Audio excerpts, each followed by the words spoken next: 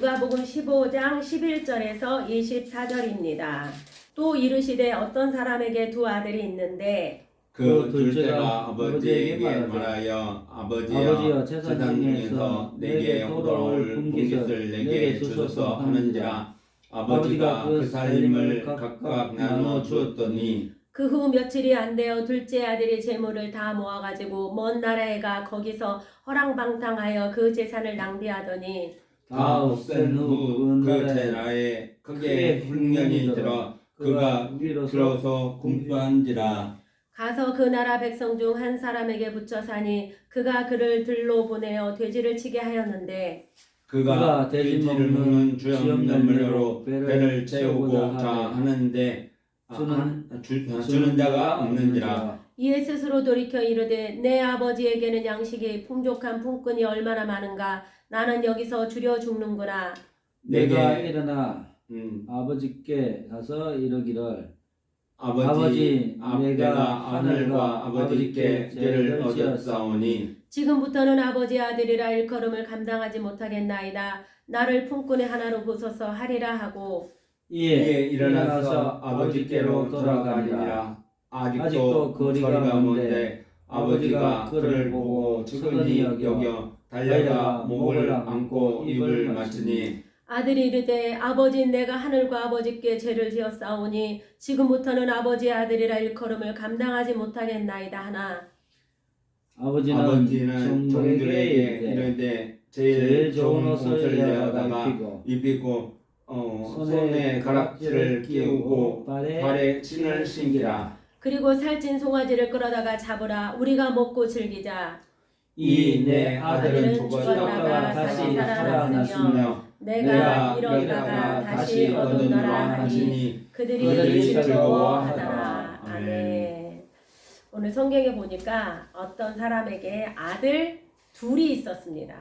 그 중에 둘째 아들이 자라면서 가만히 생각해 보니까 우리 아버지는 부자야.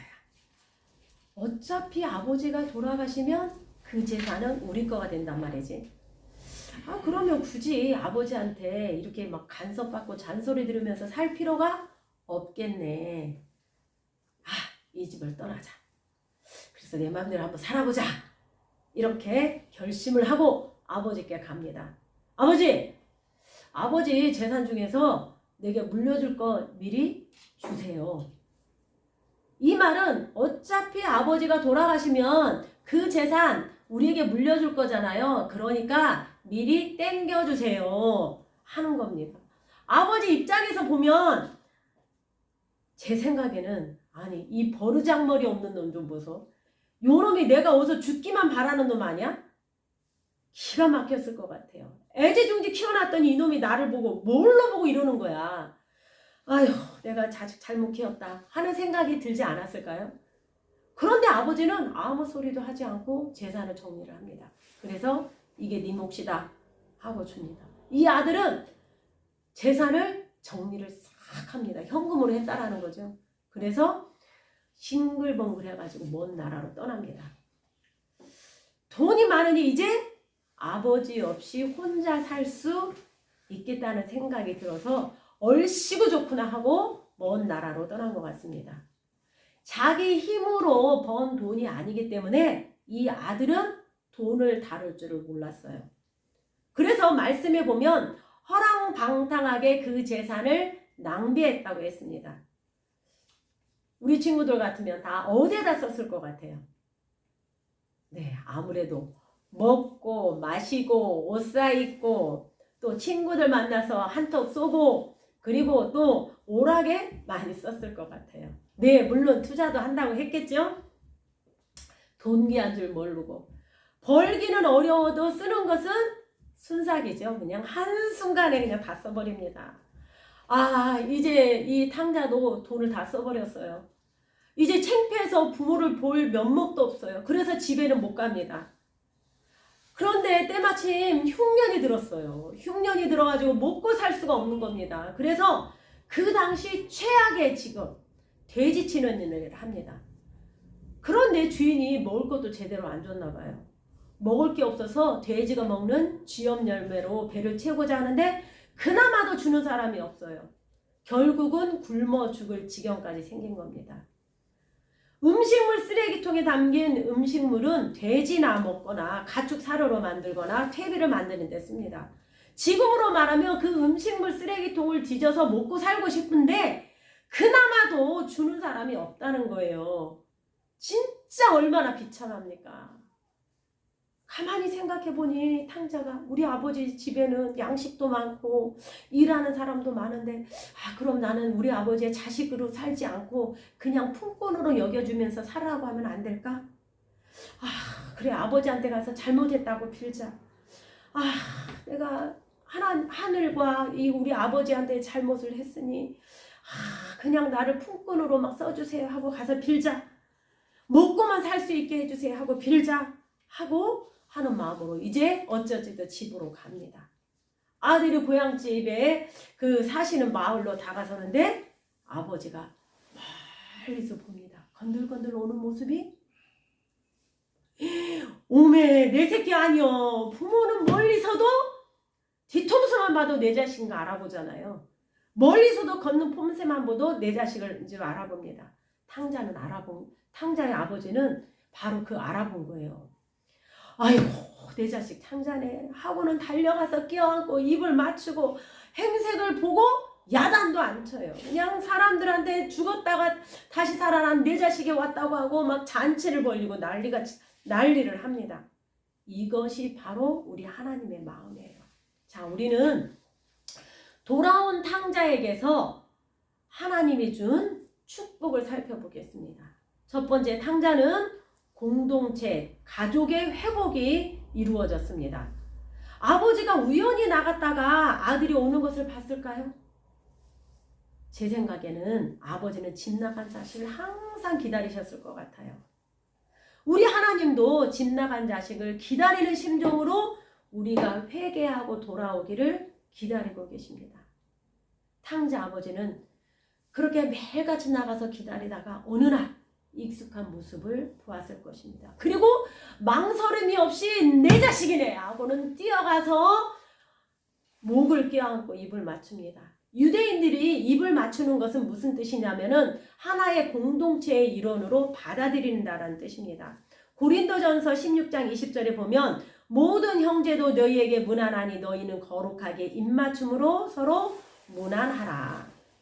로마서 15장 6절에 보면 한 마음과 한 입으로 하나님 곧 우리 주 예수 그리스도의 아버지께 영광을 돌리게 하려 하노라. 그러니까 탕자는 결국은 무너졌던 가족 공동체가 회복되게 된 것입니다. 하나님을 믿는 믿음의 자녀들은 예수 그리스도 안에서 한 형제요 자매입니다. 그래서 교회에 오면은 형제님, 자매님 부르는 이유가 바로 하나의 공동체이기 때문입니다. 두 번째, 신분 상승이 이루어졌습니다. 권세 회복이 이루어졌다는 것입니다. 그 증거로 첫 번째, 아버지는 제일 좋은 옷을 입혀주었어요. 선악과를 따먹은 아담과 하와가 부끄러워할 때 하나님은 가죽 옷을 입혀줬어요. 야곱은 요셉에게 채색 옷을 입혀줬어요. 그것은 뭐냐? 즉 사랑의 표현이에요. 갈라디아서 3장 27절에 누구든지 그리스도와 합하여 세례를 받는 자는 그리스도로 옷 입었느니라. 우리는 예수 그리스도를 나의 구주로 믿고 세례를 받음으로 예수 그리스도의 옷을 입은 것입니다. 의의 옷을 입은 거예요. 두 번째, 탕자에게 신분 상승의 증거로 반지를 끼워줬어요. 반지는 권위의 상징이에요. 창세기 41장 42절을 보면 요셉은 바로로부터 반지를 주어서 애굽을 다스리는 권세와 권한을 위임받게 되었습니다. 즉 우리가 요한복음 1장 12절에 영접하는 자 곧 그 이름을 믿는 자들에게는 하나님의 자녀가 되는 권세를 주셨으니 결국 우리가 하나님께로 돌아오면 이렇게 아들의 권세를 하나님의 자녀의 권세를 준다라는 것입니다. 그래서 마태복음 21장 22절에 너희가 기도할 때 무엇이든지 믿고 구하는 것은 다 받으리라. 이제 우리는 하나님의 자녀가 됐어요. 그래서 믿고 구하기만 하면 무엇이든지 제한이 없어요. 무엇이든지 믿고 구하면 다 응답하리라고 하나님께서 약속해 주셨습니다. 이거 얼마나 큰 복이에요. 세 번째, 회복된 것이 뭐였냐? 신을 신겨, 그 증거가 신을 신겨 주었다라는 거예요. 유대인들은 과거 생활을 신발을 신고 다니는 것은 신분이 자유로운 것을 말합니다. 종은 신발을 신지를 않고 다녔다고 합니다. 출애굽기 3장 5절에 보면 내가 선 곳은 거룩한 땅이니 내 발에서 신을 벗으라. 모세에게 하나님께서 하신 말씀입니다. 여호수아 15장 15절에 여호와의 군대 장관이 여호수아에게 이르되 내 발에서 신을 벗으라. 내가 선 곳은 거룩하니라. 여호수아가 그대로 행하니라. 모세와 여호수아가 하나님 앞에 섰을 때 종의 모습으로 섰습니다. 하나님 나라의 일꾼으로 행할 때는 하나님 나라를 위한 일꾼으로 종의 신분으로 순종하며 일을 했다는 것입니다. 우리도 하나님의 일을 할 때는 종의 신분으로 서로 사랑하며 이해하며 품는 것입니다. 그리고 내가 누릴 때는 하나님의 자녀로서의 세상 권세에 눌리지 않고 당당하게 살아가는 것입니다. 예수 그리스도의 이름 앞에 세상 권세는 무릎을 꿇을 수밖에 없습니다. 세 번째, 잔치를 벌였습니다. 누가복음 15장 7절에 내가 너희에게 이르노니 이와 같이 죄인 하나가 회개하면 하늘에서는 회개할 것 없는 의인 99을 인하여 기뻐하는 것보다 더하리라. 의인 99명이 소중하지 않다는 말씀이 아니에요. 그만큼 한 영혼이 하나님께로 돌아오면 기뻐하신다는 것입니다. 우리 하늘문교회 저와 우리 친구들은 하나님 앞에서 하나님께 지은 죄, 부모님께 지은 죄, 이웃에게 지은 죄, 모든 죄를 회개하고 하나님 나라의 자녀로서 주시는 축복을 이 땅에서도 받고 하나님 나라에서도 받으시길 축복합니다. 아멘. 감사합니다. 이 시간에 잠깐 기도하겠습니다. 사랑하는 하나님, 하나님께서 돌아온 탕자에게 부어주신 축복을 봅니다. 우리에게도 하나님 앞에 회개하고 나올 때 하나님 나라의 자녀로서 주시는 권세와 축복을 허락해 주는데 이 모든 것을 누릴 수 있는 힘과 권능을 얻기를 원합니다. 오늘도 이 시간에 예배한 참여자들에게 하나님께서 큰 은혜로 동행하여 줄 줄 믿고 감사 영광을 돌리며 예수님 이름으로 기도합니다. 아멘. 주기도문으로 예배를 마치겠습니다. 세 번역으로 합니다. 하늘에 계신 우리 아버지, 아버지의 이름을 거룩하게 하시며 아버지의 나라가 오게 하시며 아버지의 뜻이 하늘에서와 같이 땅에서도 이루어지게 하소서. 오늘 우리에게 일용할 양식을 주시고 우리가 우리에게 잘못한 사람을 용서하여 준 것 같이 우리 죄를 용서하여 주시고 우리를 시험에 빠지지 않게 하시고 악에서 구하소서. 나라와 권능과 영광이 영원히 아버지의 것입니다. 아멘.